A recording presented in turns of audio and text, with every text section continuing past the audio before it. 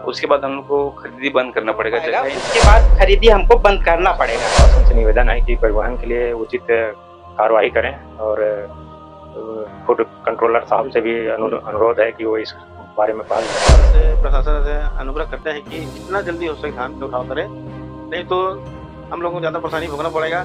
और पहले पूरा जीत चुके हैं, तो शासन से ही निवेदन है कि जितना जल्दी हो सके कि हमारा भी नुकसान ना हो ना। नमस्कार, मैं हूं शिवेंद्र और आप देख रहे हैं द सिटी खबर। छत्तीसगढ़ के लिए एक महत्वपूर्ण चीज वो है धान की खरीदी, जो कि साल के अंत में होती है। लगभग 2.5 से 3 महीना चलती रहती है। आपको समझ में आ रही होगी बात। 9 दिन की हड़ताल के बाद धान खरीदी शुरू हुई।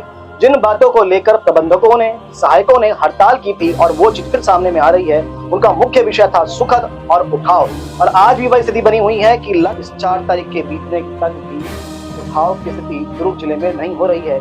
आपको दिखाते हैं कि क्या स्थिति है। अभी हमें नगपुरा का एक धान खरीदी केंद्र है।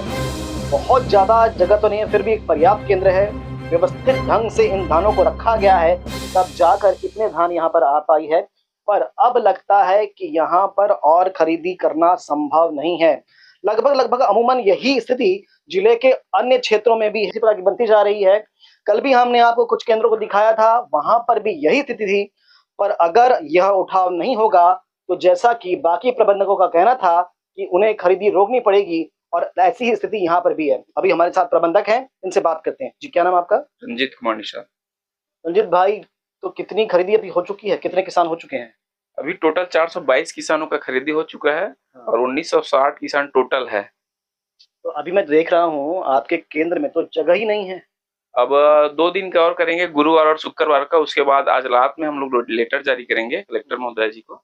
उसके बाद खरीदी बंद करने का हम लोग लेटर देंगे, क्योंकि जगह ही नहीं हमारे पास, परिवहन भी नहीं हो पा रहा है। और स्टेक जो जितने भी फड़ है वो सब फुल भरे हुए आप देख सकते हैं। और अभी भी काम चल रहा है और जगह थोड़ा सा बचा है 2 दिन के लिए। उसके बाद हम लोग को खरीदी बंद करना पड़ेगा, जगह ही नहीं है। तो आपने प्रभारियों को, नोडल को, अपने अधिकारियों को जानकारी दे दी है क्या? हाँ, सूचित कर दिया सबको। तो क्या कहते हैं उन लोग? परिवहन चालू हो जाएंगे बोले हैं। तो क्या ऐसा लगता है क्या कि ये 2 दिन के परिवहन में इतनी व्यवस्था बन पाएगी कि आप सोमवार से फिर खरीदी कर पाओगे? ऐसा तो नहीं लग रहा है। जब तक धान नहीं उठेगा तब तक तो हम तो खरीदी नहीं कर पाएंगे, ऐसा है। जगह बहुत छोटा जगह है, फड़ भी बहुत छोटा है।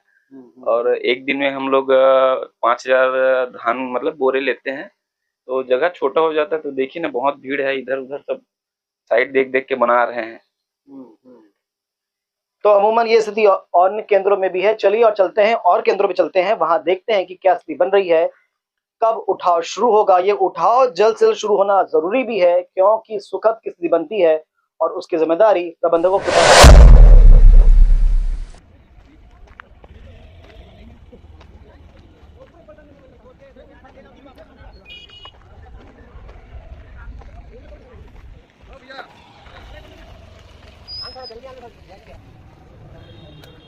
तो धान खरीदी में उठाव की समस्या को लेकर अभी हम पहुंचे हुए इस हिर्री में। यह धान खरीदी केंद्र आप देख सकते हैं पीछे में। यहाँ पर भी वही स्थिति है कि यहाँ पर भी धान जाम होता जा रहा है।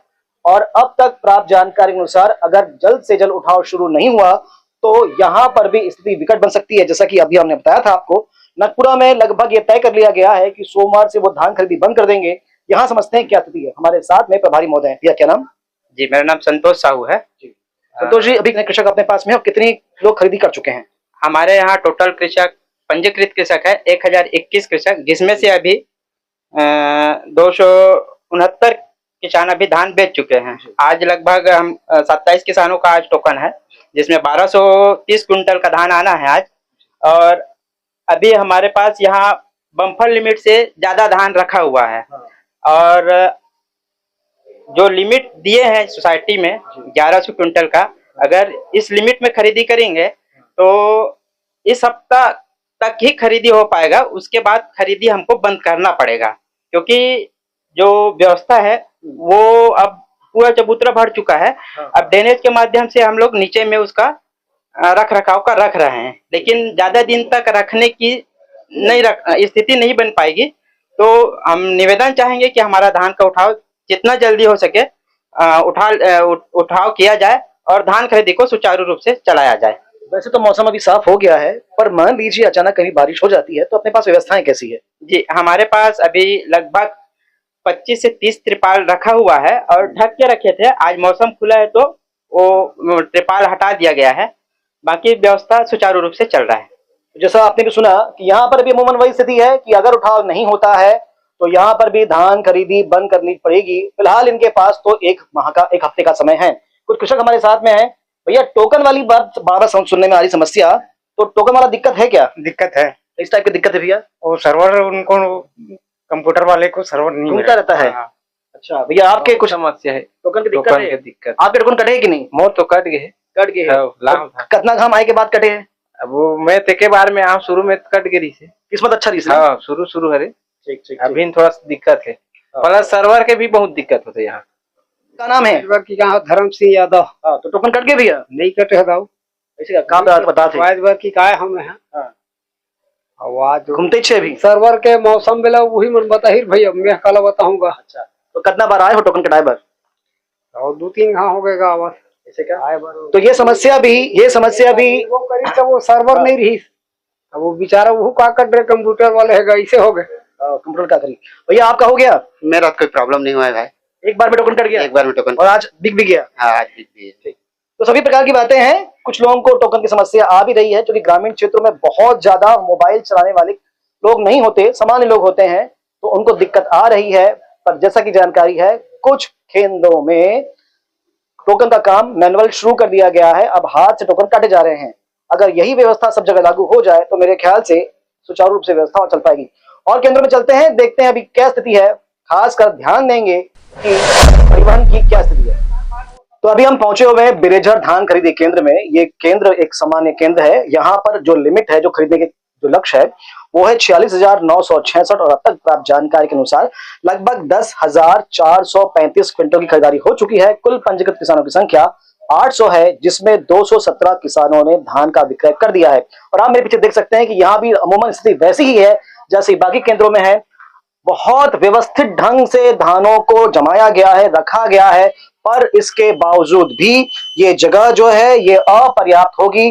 बहुत कम जगह बची हुई है और ऐसी बात समझ में आ रही है, सुनने में आ रही है कि अब अगर खरीदी चलती रही और उठाव नहीं हुआ तो दिक्कत आ सकती है। शायद इनको भी अपनी धान खरीदी बंद करनी पड़ सकती है। हमारे साथ प्रबंधक महोदय बात करेंगे। भाई साहब, क्या शुभ नाम?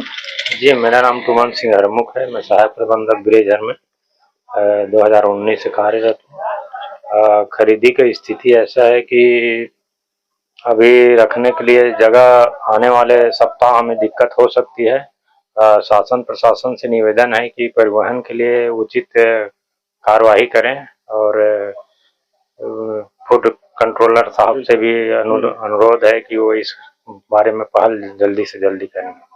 तो जैसा कि जानकारी है और बार बार हम कहते आ रहे हैं कि जो हड़ताल हुई थी, हड़ताल का जो मुख्य विषय था वो यही था कि परिवहन समय से हो जाए, और प्रशासन ने यही आश्वासन दिया था कि समय से परिवहन होगा, कोई दिक्कत नहीं होगी।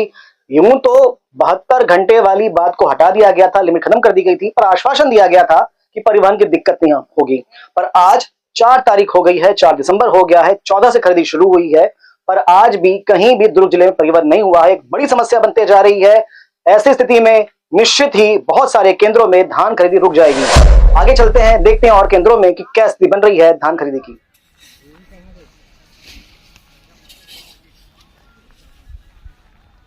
में जाल बांधा की सोसाइटी में धान खरीदी केंद्र में आप देख सकते हैं इतना ज्यादा यहाँ पर खरीदारी हो चुकी है, इतना ज्यादा स्टॉक जमा है यहाँ पर। पूरा मैं कहूंगा दिखाने के लिए, ये पूरा आप देख सकते हैं, इतना ज्यादा धान जमा हो चुका है यहाँ पर अब तक परिवहन नहीं हुआ है।